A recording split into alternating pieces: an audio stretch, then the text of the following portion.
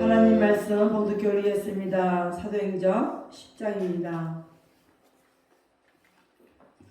사도행전 10장 24절에서 35절 말씀 봉독하겠습니다. 이튿날 가이사랴에 들어가니 고넬료가 알가와 가까운 친구들을 모아 기다리던 마침 베드로가 들어올 때 고넬료가 맞아 발 앞에 엎드려 절하니 베드로가 일으켜 가로되 일어서라 나도 사람이라고 더불어 말하며 들어가 여러 사람의 모인 것을 보고 이르되 유대인으로서 이방인을 교제하는 것과 가까이 하는 것이 이 법인 줄을 너희도 알거니와 하나님께서 내게 지시하사 아무도 속되다거나 깨끗이 않다 하지 말라 하시기로 부름을 사용치 아니하고 하노라. 묻노니 무슨 일로 나를 불렀느냐.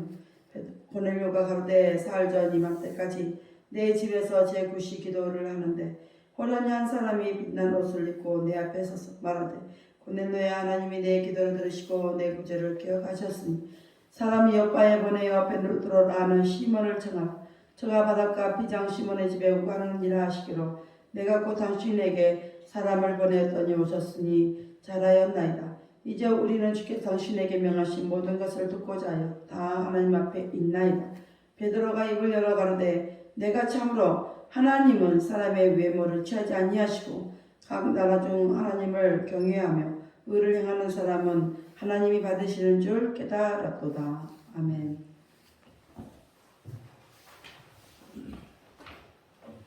기도합니다. 할렐루야. 아버지 하나님 감사합니다. 오늘도 아버지 함께하여 주옵소서. 종이 부족합니다. 연약합니다. 입술이 우둔합니다.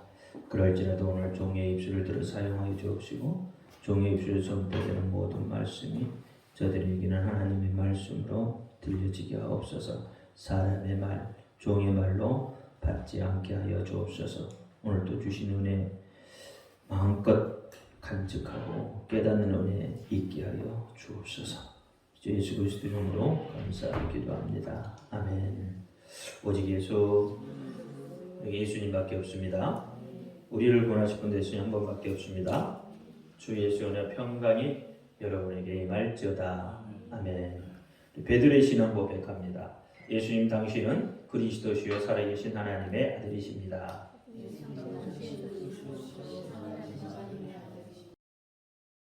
예수님 당신은 나의 구세주, 나의 전부이십니다.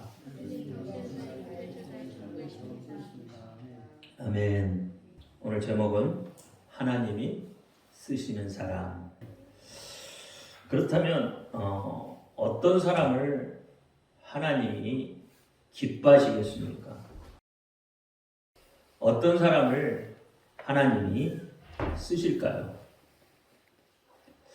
오늘 본문에서 그 답을 찾아서 자신에게 물어보시기를 바랍니다. 어떤 사람이 이렇게 말하더라고요. 하나님이 나를 쓰시지 않아도 좋으니까 지금 이 문제에서 벗어나게만 해달라. 하나님이 나를 쓰시지 않아도 좋으니까 지금 내가 겪고 있는 이 고통에서 벗어나게만 해달라고. 어떻습니까? 여러분의 생각도 이 사람과 같습니까? 지금 당장 처해 있는 문제만 벗어나면, 지금 당장 내가 당하고 있는 이 고통에서만 해방된다면 그것으로 만족하시겠습니까?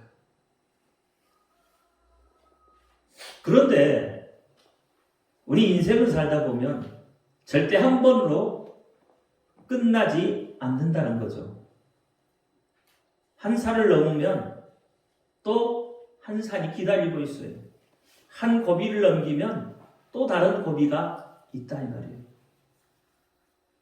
오늘 질병이 나오면 그걸로 영원히 끝나는 게 아니라 또 다른 질병이 찾아올 수 있어요. 그러면 하나님이 그 문제만 해결해 주면, 이 고통에서만 벗어내기만 해주면 그걸로 끝날 것 같다는 거예요. 사실 하나님이 쓰시려고 하지 않으면 저와 여러분을 불러야 할 이유가 없는 거잖아요. 하나님이 저와 여러분을 부르려고 하는 것은 하나님이 쓰시려고 부르시는 거예요. 하나님이 쓰시려고 부르시는데 그냥 쓰고 버리는 게 아니에요. 하나님은 분명히 쓰시고 난 다음에 그만한 또한 보상도 따라옵니다. 그게 천국이잖아요. 그게 여러분에게 평안인 거예요. 근데 우리는 이 문제만, 지금 나에게 닥친 것만 해결을 바라고 있다는 거죠. 요한복음 13장 8절에 보면 내가 너를 시키지 아니하면 내가 나와 상관이 없다고 했어요. 18절에도 나의 택한 자들이 누구인지 알미라 했어요. 15절에는 내가 너에게 한 것 같이 너희도 행하게 하려 본을 보였노라 했어요.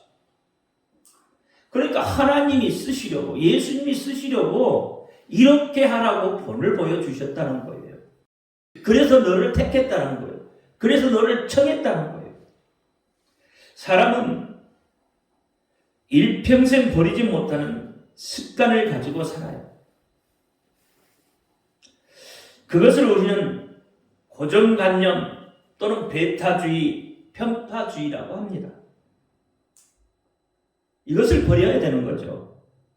그래서 에베소 4장 22절에 보니까 너희는 유혹의 욕심을 따라 썩어져가는 구습을 쫓는 옛사람을 벗어버리고 오직 심령으로 새롭게 되라, 그렇게 말하고 있는 거예요.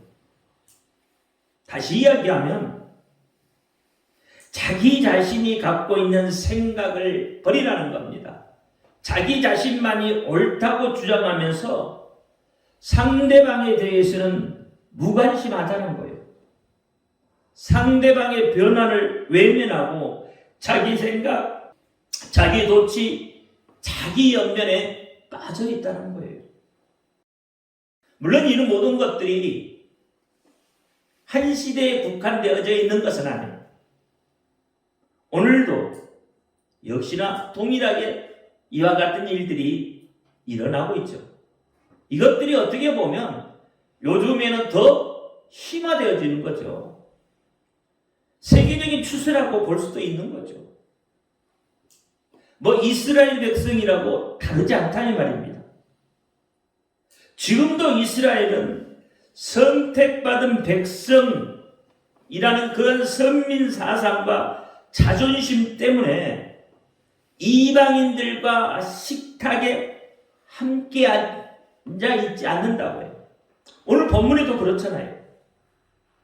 오늘 본문에도 보니까 뭐라고 그랬어요?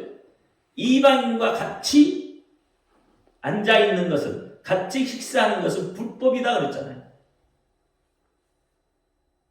이런 사상들을 벗어내지 못하는 한은 하나님의 말씀을 들을 수도 없고 하나님의 은혜를 받을 수도 없다는 거예요. 하나님께서는 온 세상의 복음화를 위해서 유대인이나 이방인에게나 인종과 국경을 초월해서 은혜를 베풀어 주시는 분이세요. 오늘 본문을 통해서도 여러분 그렇게 말씀하고 있어요. 깨닫기를 바랍니다. 인간은 가시적인 재력이나 학벌 또는 권력, 이런 모든 것들을 다시 말하면 보이는 것으로 판단을 하는 편견을 가지고 있지만 오늘 본문에 보니까 하나님은 뭐라고요? 사람의 중심을 보신다고 말씀하고 있는 거예요. 사무엘상 16장 7절에도 그렇게 말하잖아요. 여호와께서 사무엘에게 이르시되 그의 용모와 키를 보지 말라. 내가 이미 그를 보였노라. 내가 보는 것은 사람과 같지 아니하니 사람은 애모를 보나니 나 여호와는 중심을 보느니라 그랬어요.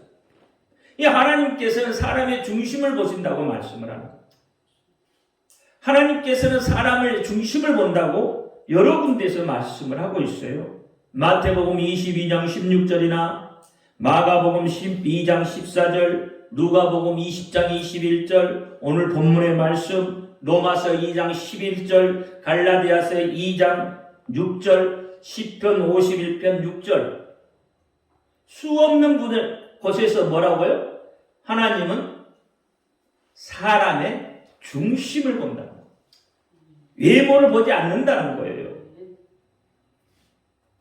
그렇다면 하나님이 쓰시는 사람은 어떤 사람일까요? 하나님은 과연 어떤 사람을 쓰시기를 원할까요? 오늘 고넬료를 통해서 그 해답을 우리에게 제시해 주고 있어요. 오늘 본문 1절과 2절 말씀에 보니까 고넬료는 어떤 사람이라고요? 백부장이래요. 백부장. 그는 경건했다고 합니다. 온 집으로 더불어 하나님을 경외하고 백성을 많이 구제하고 항상 하나님께 기도하더니 그랬어요. 33절에도 이제 우리는 주께서 당신에게 명하신 모든 것을 듣고자 하여 다 하나님 앞에 있나이다 그랬어요. 뭘 듣고자? 하나님의 말씀을 듣고자.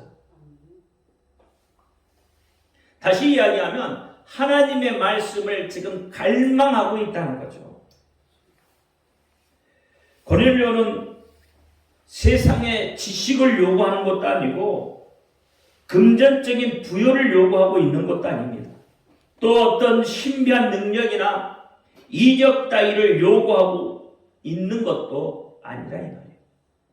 다만 하나님의 말씀 듣기를 원한다. 그렇게 말해요. 사랑하는 성도 여러분, 은혜 받기에 가장 좋은 심령, 은혜 받기에 가장 좋은 심령은 어떤 심령이겠냐는 거죠. 어떤 심령이 은혜를 받을 준비가 되어 있겠어요? 그것은 은혜 받기를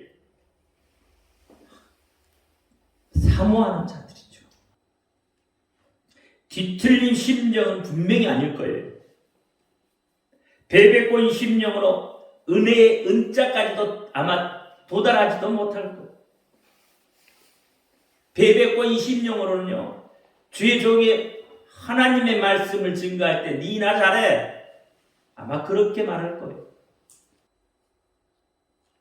은혜 받기 좋은 심령은 말씀을 기다리고 말씀을 간절히 사모하는 심령이다 이 말이에요. 즉 다시 말하면 자신의 모든 것을 뒤로 하고 현재 말씀 듣기를 사모하는 심령이라는 거예요. 그 말씀이 들려지는 그 시간에 자신의 모든 것을 집중해서 그 말씀이 내게 들려지기를 바라는 심령일 거라는 거예요. 그 말씀이 나의 말씀이 되기를 원하는 그러한 심령일 거라는 거예요. 이것을 다시 말하면 상한 심령, 회개하는 심령이다 이 말이에요. 하나님은 그런 심령을 좋아하신다는 거예요. 시편 51편 17절에 보니까 상한 심령 통회하는 마음을 멸시치 아니하신다고 했고, 시편 34장 18절에 마음이 상한 자 통회하는 자를 가까이 하시고 구원하신다고 말씀을 하고 있다. 세상을 향한 걱정, 뭘 먹을까, 뭘 마실까, 뭘 입을까, 근심 많은 심령, 두려워하는 심령, 무서워하는 심령, 죄책감에 휘달려 있는 심령, 믿지 않고 의심하는 심령은 은혜 받기가 어렵습니다. 또 신비한 이적이나 큰 능력과 은사, 기적적인 기도 응답을 바라는 심령으로는 하나님의 말씀의 은혜를 받기는 어렵습니다. 왜요? 하나님은 결코 그러한 지극히 인간적인 그런 호기심을 만족시키시는 분이 아니시기 때문에 그래요. 예수님께서 3년 반의 공생의 기간 동안 얼마나 많은 기적과 이적과 권능을 행하셨습니까? 그런데도 불구하고 이적과 능력과 기적을 체험한 그들이 예수님을 못 박아 죽여버렸잖아요. 동일해요. 그 히브리서 6장 4절부터 6절 말씀이 동일한 은혜가 동일한 말씀이 있다 이 말이에요. 히브리서 6장 4절 6절만은 한번 비침을 얻고 하늘의 은사를 맛보고 성령에 참여한 바 되고 하나님의 선한 말씀과 내세의 능력을 맛보고 타락한 자들은 다시 새롭게 하여 회개할 수 없나니 이는 자기가 하나님의 아들을 다시 십자가에 못 박아 현저히 욕보임이라고 했습니다. 그러나 순전히 하나님의 말씀을 배우겠다고 하나님의 뜻을 깨우치겠다고 하나님의 은혜를 생각하는 그런 사람들에게는 반드시 하나님의 은혜가 따라오게 되어 있어요. 데살로니가전서 2장 13절에 이러므로 우리가 하나님께 쉬지 않고 감사함은 너희가 우리에게 들은 바 하나님의 말씀을 받을 때에 사람의 말로 아니하고 하나님의 말씀으로 받으니 진실로 그러하다. 이 말씀이 또한 너희 믿는 자 속에서 역사하느니라. 하나님의 말씀이 어떻게 한다고요?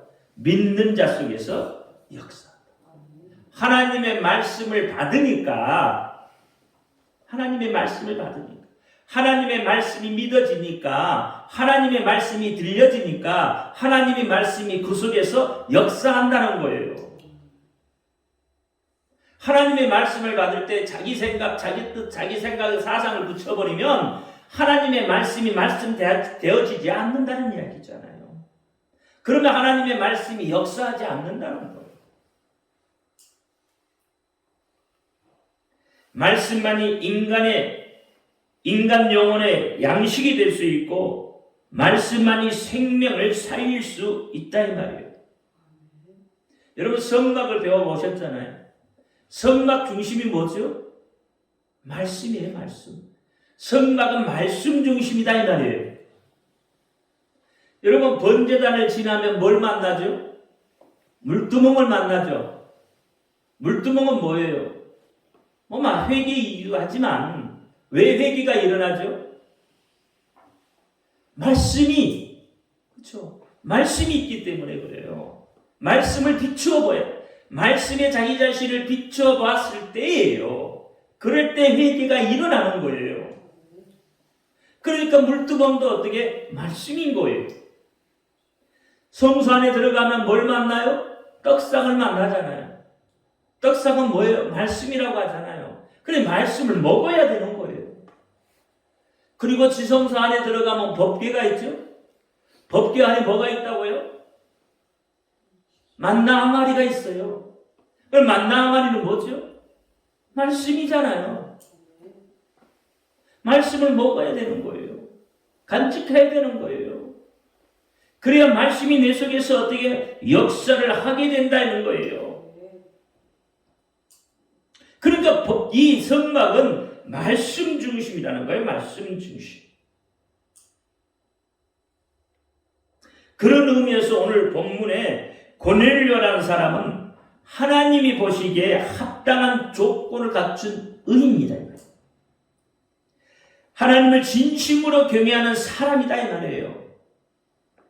그렇다면 그가 어떻게 살았기 때문에 하나님이 그를 분기점으로 삼으시고 복음의 물결이 이방 민족에 흐르게 했냐 이 말이에요.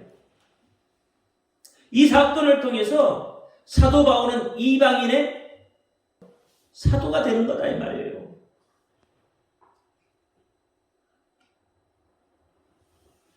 하나님이 인정하시고 쓰시는 사람에 대해서 오늘 본문을 보고 같이 은혜를 한번 나눠보죠. 첫 번째는 뭐예요? 하나님이 인정하시고 쓰시는 사람은 하나님을 경외하고 의를 행하는 사람이다. 뭐라고요? 하나님을 경외하고 의를 행하는 사람이다.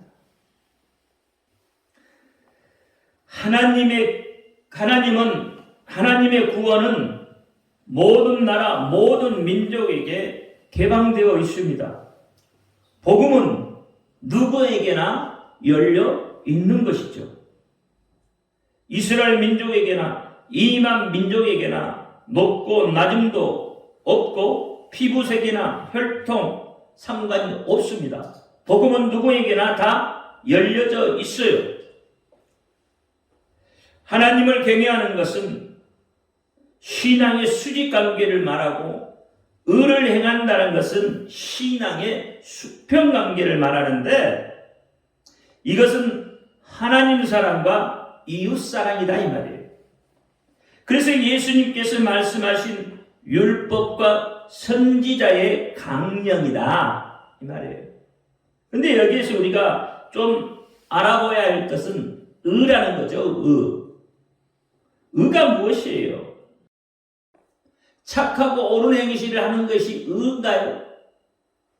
그건 세상에서 말하는 의이고 하나님이 말씀하시는 의는 예수를 믿는 겁니다. 예수를 전하는 겁니다. 예수를 증거하는 거예요.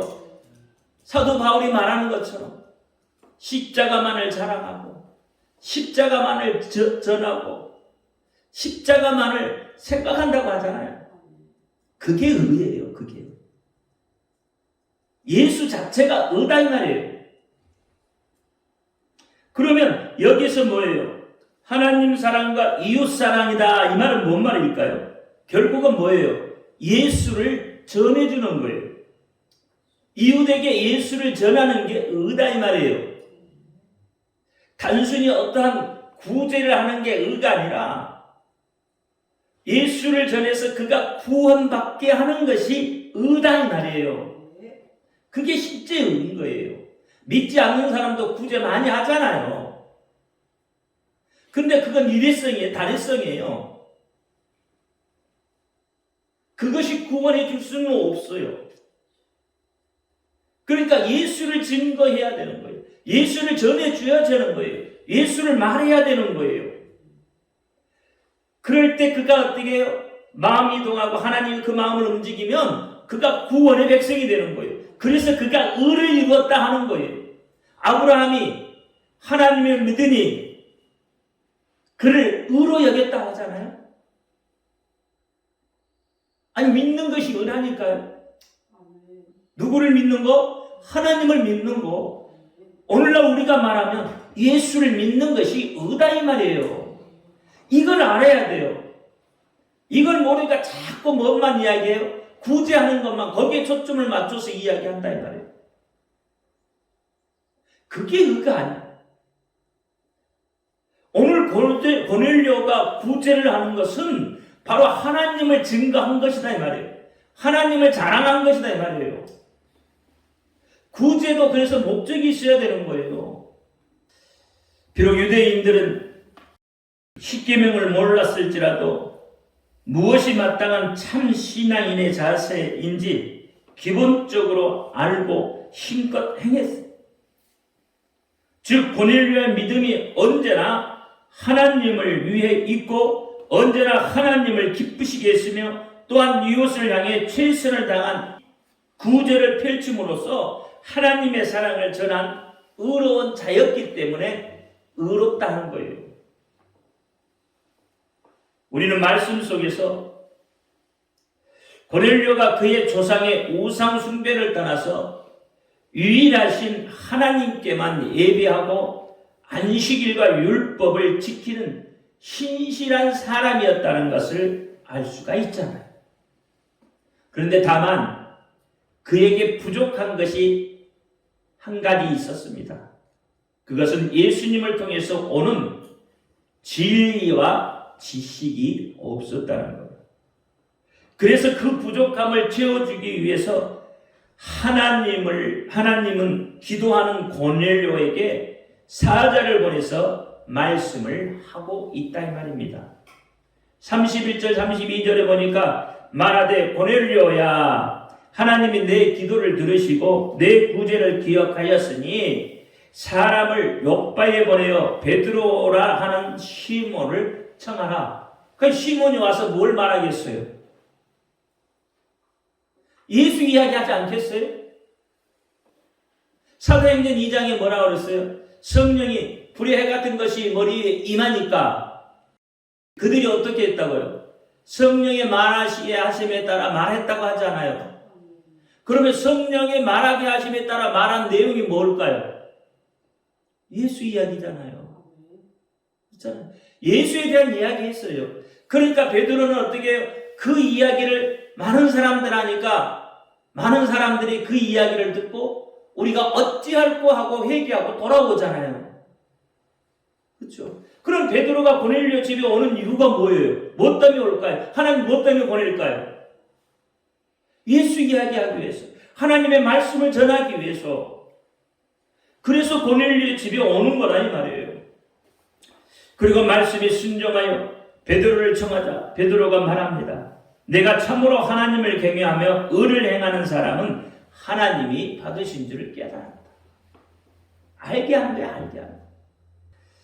이렇게 고넬료는 하나님이 인정하실 정도로 이웃을 향한 사람이라는 사랑을 실천한 사람이었어요. 이것이 하나님 앞에 의가 되었다 이 말입니다. 하나님은 아무나 쓰지 않습니다. 마음에서부터 하나님을 사랑하고 그 말씀을 확실하게 믿고 순전히 행하는 그런 사람만을 골라 쓰셔야 합니다. 그리고 철저히 축복으로 그 대가를 지불해 주시는 거예요. 그래서 마태복음 10장에는 뭐라고 그랬어요? 의인을 영접하는데 의인의 상을 주고 결탄코 그 상을 잃어버리지 않는다고 하잖아요.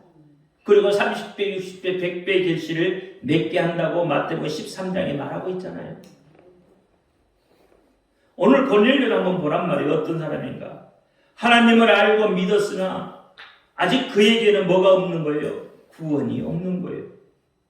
그러나 말씀대로 사는 의를 보시고 하나님의 사자를 보내고 베드로를 보내서 구원의 축복을 그에게 허락하신다 이 말이에요.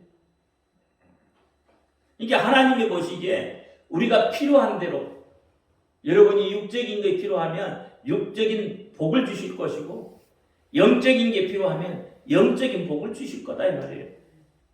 하나님이 보시기에 합당한 대로 여러분에게 복을 주신다는 거예요. 오늘 고넬료에게는 영적인 복이 필요했다 이 말이에요. 그래서 어떻게 해요? 영적인 것으로 축복을 하셨다는 겁니다. 믿으시길 바랍니다. 두 번째는 하나님을 삶의 중심에 두고 사는 사람은 하나님이 인정하고 쓰신다는 겁니다. 세상 사람들은 무엇에 우선순위를 두고 살아가죠? 저들은 삶의 우선순위를 먹을 것과 입을 것과 마실 것에 그렇죠? 삶의 우선순위를 두고 살아가. 그러니까 세상 사람들의 걱정, 근심은 다 뭐예요? 무엇을 먹을까? 무엇을 마실까? 무엇을 입을까요? 이게 세상 사람들의 걱정이에요. 여러분 세상 사람들에 가서 물어보세요. 고민이 뭐예요? 뭐가 걱정이세요? 하고 한번 물어보세요. 그럼 뭐라고 대답해요? 전부 무엇을 먹을까? 무엇을 입을까? 전부 그런 걱정이잖아요. 철저히 육신적인 것, 자기 만족에 최우선을 두고 살아간다 이 말이에요. 이 누가복음 12장 13절 이하에 보면 예수님께서 말씀하신 것이 있죠. 어느 부자 이야기잖아요.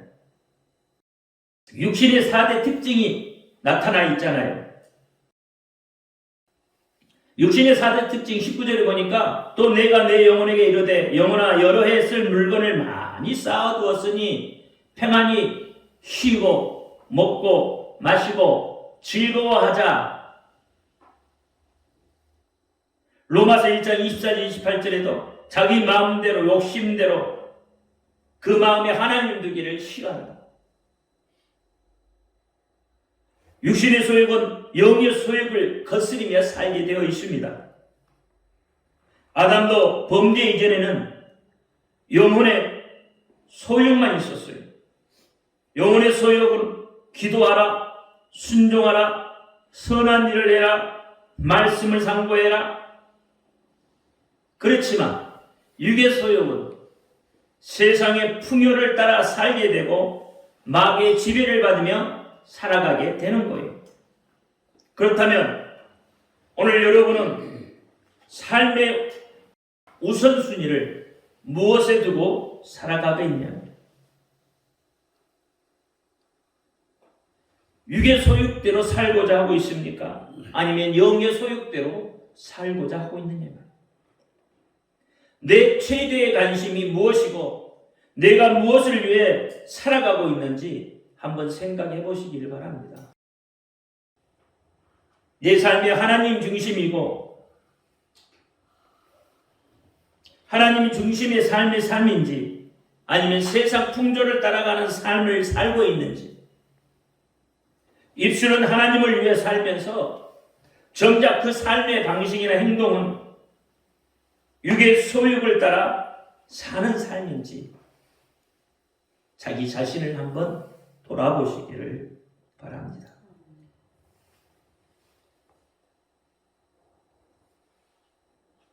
오늘 본문의 고넬료는 하나님의 제일 중심에 두고 살았습니다.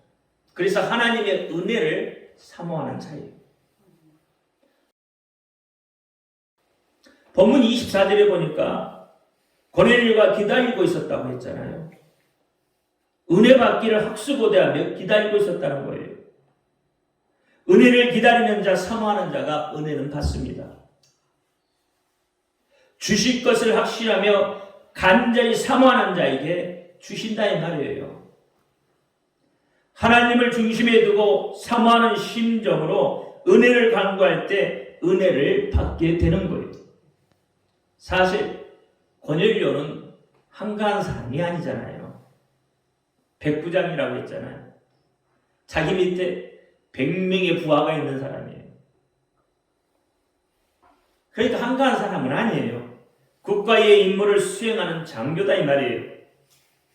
그러나 그 일을 뒤로하고 일가와 친구들까지 모두 불러놓고 기다릴 정도로 하나님을 최우선으로 생각했고 하나님을 자기 삶의 제일 중심에 두고 살았다는 거예요. 이런 사람을 하나님이 어찌 이뻐하지 않을 수 있겠고 어찌 아름다운 삶을 살 수 있지 않게 하겠느냐 이 말이에요. 여러분, 인생의 우선순위를 하나님께 두면요 생각이 전환됩니다. 인생의 변화가 일어나는 거예요. 나와 내 집, 내 사업, 내 식구들만 알던 그런 옹졸한 모습에서 교회와 하나님 나라를 생각하고 전도와 선교를 통해서 이웃을 향한 마음을 주고 구제와 봉사, 헌신하는 아름다운 모습으로 변화되게 되어 있단 말이에요. 오늘 고넬료가 그렇잖아요. 그러니까 하나님은 이런 사람을 쓰신다. 인생의 우선순위를 하나님께, 예수님께, 성령님께 두고 살아가시기를 바랍니다. 인생의 우선순위를 예수님께 두었다는 것은 어떻게 하면 예수님을 기쁘게 할 수 있는가? 어떻게 하면 예수님을 영화롭게 할 수 있는가? 그것을 생각하면서 산다는 것을 말하는 거예요. 우리 입구에 딱 들어오면 눈에 띄는 그림 하나가 있죠. 웃으시는 예수님의 성화가 있잖아요. 그림이 있잖아요. 그렇죠? 예수님이 어떻게 하면 웃을까? 내가 어떻게 하면 예수님이 기뻐할까? 그것을 생각해 보십시오. 여러분에게 무엇이 가장 중요합니까? 여러분의 무엇이 가장 귀합니까? 여러분에게 무엇이 우선순위에 있습니까? 그 어떤 것도 예수 그리스도에 우선할 수 없습니다. 삶의 제일 우선순위를 예수 그리스도께 두고 칭찬받고 쓰임받는 복된 저와 여러분이 되시기를 바랍니다. 세 번째는 하나님이 인정하시고 쓰시는 사람은 순종의 결단이 있는 사람이다. 오늘 고넬료는 단순히 말씀을 듣기만 원하는 게 아니라 하나님의 말씀 듣기를 원했단 말이에요. 그럼 어떤 종류의 말씀만 선택해서 듣기를 고집한 것이 아니라는 거죠. 예수님께서 원하시는 말씀이면 무엇이든지 듣고 순종할 준비가 되어 있는 사람이다 이 말이에요. 어떤 경고의 메시지나 질책의 말씀도 달게 깨달을 수 있는 준비가 되어 있다. 하나님의 말씀이라면 어떤 체면이나 자존심도 개의치 않고 순종할 준비가 되어 있다. 그 말이에요. 우리는 말씀을 들을 때도 그렇잖아요. 아이씨, 왜 저런 말을 다 하지? 왜 말씀 오늘 하는, 왜 목사님 말씀이 자꾸 이상한, 내가 나들으라고 하는 소린가? 저런 말 안 했으면 좋겠어. 이렇게 하잖아요. 그 말은 뭐예요? 말씀 들을 준비가 아직 안 돼 있는 거죠. 고넬료는 어떤 말씀이든 그게 하나님의 말씀이라면 들을 준비가 되어 있어요. 그래야 그 시간이 은혜의 시간이 되는 거잖아요. 하나님의 말씀을 들을 때 우리는 온 마음을 다해 전 인격을 내어 놓는 자세로 하나님의 말씀을 받아야 합니다. 오늘 본문 33절에 듣고자 한다는 말 속에는 절대 순종한다는 의미가 담겨 있어요.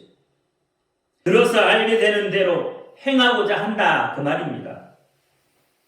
이것이 신앙의 결단이에요.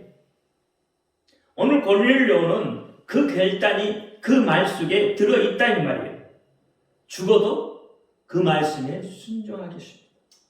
그러니 어떤 말씀이라도 하십시오. 이런 말이 되는 거. 대개 성도들은 그렇잖아요. 자기가 듣고 싶은 것만 듣고 마음에 맞는 것에서만 순종하는 그런 경향을 가지고 있어요. 그것은 입에 달면 아멘하고 그렇지 않으면 노면하는 거다 이 말이에요. 어제 유튜브를 잠깐 봤는데 박효진 장로가 그런 소리 하더라고요. 서양 사람들이 성공할 수밖에 없고 잘 될 수밖에 없는 이유가 좋으면 땡큐 하잖아요. 땡큐. 그죠?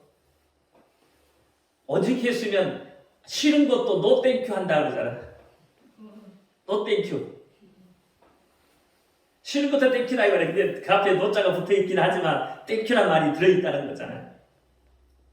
그래서 서양 사람들이 잘 들을 수밖에 없고 오늘 한국 사람들이 이렇게 풍요하게 될 수 있는 이유가 뭐냐면 근데 옛날에 아이들이 어떻게 코를 흘고 다녔잖아요. 그래서 코를 어떻게 풀어줄 때 어떻게 한다고요? 휴지되면서 흥해 그랬잖아요. 네, 흥해 그러잖아요. 그래서 어떻게 해요? 코 흘리고 다녔던 그 아이들 때문에 한국이 이렇게 잘 살았대요.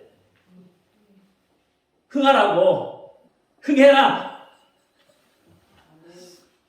우스갯소리 해봤어요. 자기가 원하는 말씀이 아니면 듣기를 거부하고 고개를 가로젓는 외면한 때가 얼마나 많은지 모릅니다. 이런 현상은 순종의 결단이 없을 때 나타나는 현상이다 이 말이에요. 말씀에 순종하는 자세는 없고 자기 뜻, 자기 생각, 자기 마음에 말씀을 두드려 맞추려 하기 때문에 나타나는 일이다 말이에요. 그러니까 이것은 뭐예요? 하나님이 가장 싫어하는 것 중에 하나다 이 말이에요. 이기적인 거. 이기적인 거. 사람과의 관계 속에서 제 입속만 차리려는 그런 야가 빠진 사람, 스스로 잘났다고 할지 모르지만 하나님은 그런 사람을 싫어한다는 거예요. 헌신적이고 희생적인 그런 사람을 하나님은 좋아하신다. 사실 고넬료는 마음의 평강과 자만을 채우려면 얼마든지 채울 수 있는 사람이었습니다. 또 그만한 위치에 있는 사람이었고요. 하지만 하나님의 사랑을 알고 그 사랑을 실천했어요. 고넬료가 원래 선천적으로 선성이 좋아서 그런 것이 아니란 말이에요. 고넬료는 하나님 앞에서 바로 살려고 노력한 사람이었고 무엇보다도 하나님을 마음의 제일 중심에 두려고 노력했던 사람이고 하나님 말씀에 순종해서 의롭게 살려고 노력했던 사람이다. 그것이 어려운 형편에 빠진 이웃을 돌보는 모습으로 나타났을 뿐이다. 사랑하는 성도 여러분, 우리 모두가 고넬료와 같은 사람이 되기를 소원합니다. 그러려면 모든 시련과 공경 가운데서도 하나님을 경외하는 일에 더욱 힘쓰고 의로운 삶을 사는 자가 되어야만 합니다. 우리가 믿노라 말하면서 하나님 중심, 말씀 중심으로 살지 않으면 여전히 세상의 재물과 욕망의 것들에 관심을 기울이고 거기에 생각을 집중하고 산다면 결단코 고넬료처럼 하나님께 인정받거나 크게 쓰임을 받을 수 없습니다. 오늘 세 가지를 말씀드렸습니다. 그것을 간단히 요약하면 하나님 중심, 말씀 중심, 그리고 키포인트는 산다는 데 있어요. 생각만 그렇게 해서는 안 되고 행동으로 하나님 중심, 말씀 중심이 나타나야 한다는 거예요. 고넬료는 이 점에서 훌륭했고 이것이 하나님의 인정을 받아서 이방 민족에게 복음이 전해지는 데 있어서 하나님께 쓰임을 받는 도구가 된 거예요. 하나님이 찾으시고 인정하시고 쓰시는 고넬료와 같은 사람, 이것이 여러분 인생의 한 목표가 되기를 바랍니다. 자기 중심적이 아니라 하나님 중심, 말씀 중심으로 하나님과 이웃을 향한 헌신하고 봉사하는 진실한 신앙인들이 되기를 축원합니다. 그런 의미에서 위에 영육간에 필요한 것으로 채우시고 공급하시는 하나님의 놀라운 은혜와 축복이 함께 하시기를 예수님의 이름으로 축원드립니다. 기도합니다. 할렐루야. 아버지 하나님 감사합니다. 오늘 하나님이 쓰시는 사람에 대해서 은혜를 나누었습니다. 하나님 중심, 말씀 중심으로 삶을 살아서 하나님 앞에 귀히 쓰임받는, 하나님이 기뻐하시는, 하나님이 칭찬하시는 그런 사람이 되게 하여 주옵소서. 예수 그리스도 이름으로 감사하며 기도합니다. 아멘.